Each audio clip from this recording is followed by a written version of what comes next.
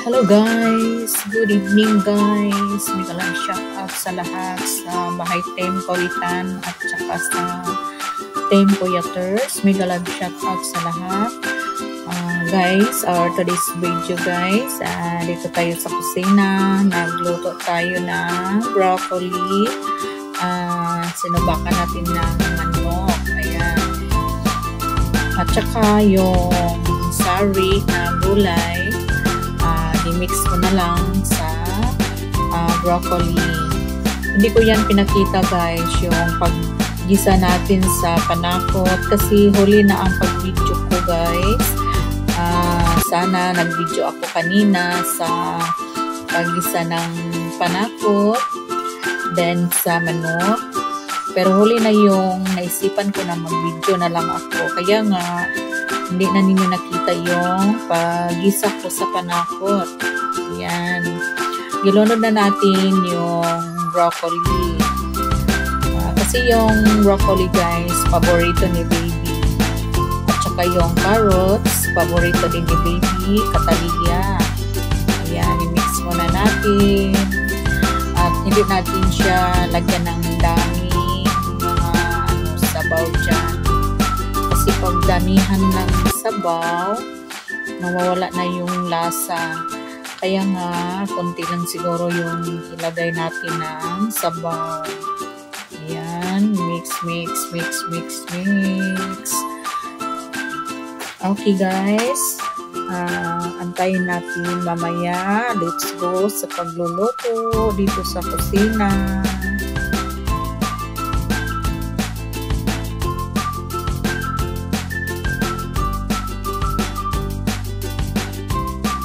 Okay, lagyan muna natin ng timpla yung toyo.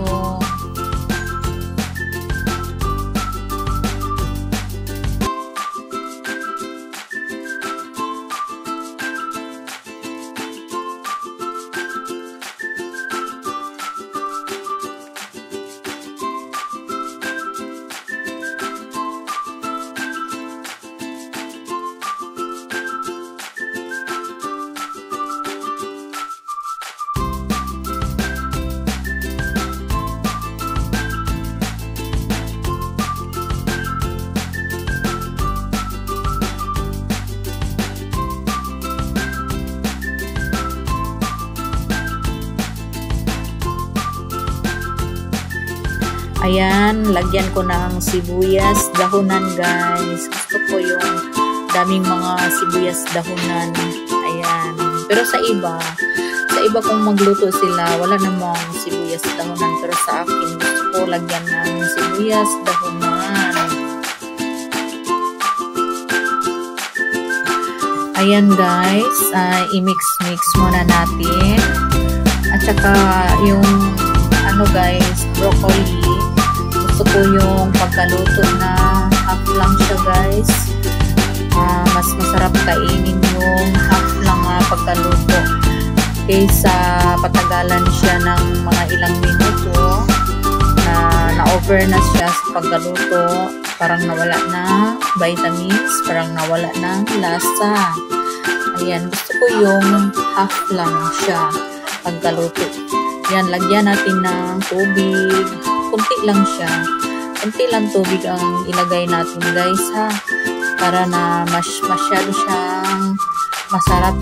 Ma-taste dyan na to guys. Ang sarap kung kunti lang siyang tubig ang ilagay.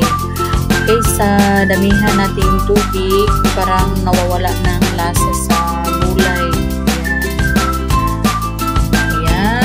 I-mix muna natin hanggang siya maluto na, pero half lang yun ang gusto ko. Yan. And then, lagyan na natin ng betsin. Yan. Hindi man mawala sa atin yung pangtimpla natin ng betsin guys.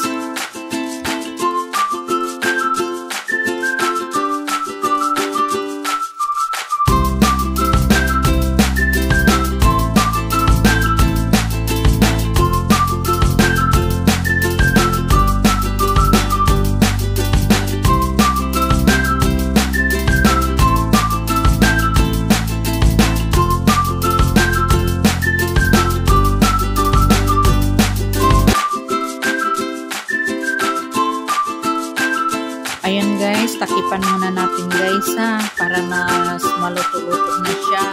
Ayan. Kahit sandali lang, 5 minutes or 10 minutes. Ayan lang.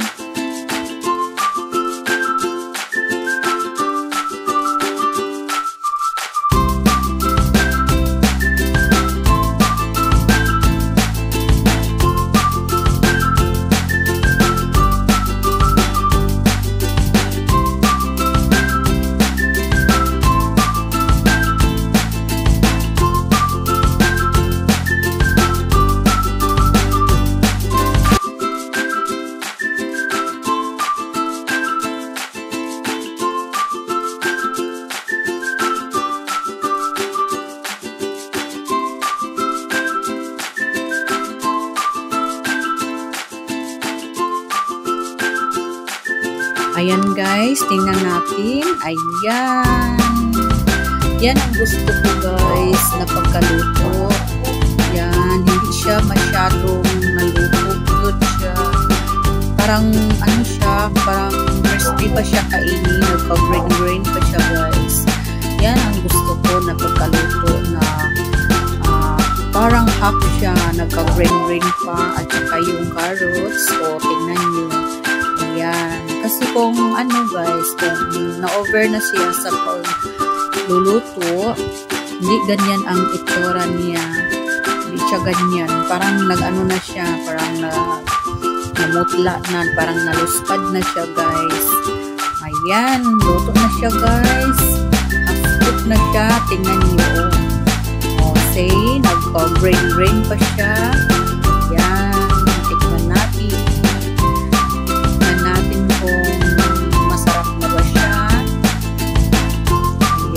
Okay na guys. Okay na. Sarap. Tingnan nyo.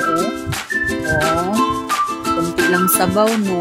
Yan. Masarap siya. Basta kuntira ang sabaw. Yan ang gusto ko na pagkaluto. Okay. Ready to eat na guys. Ready to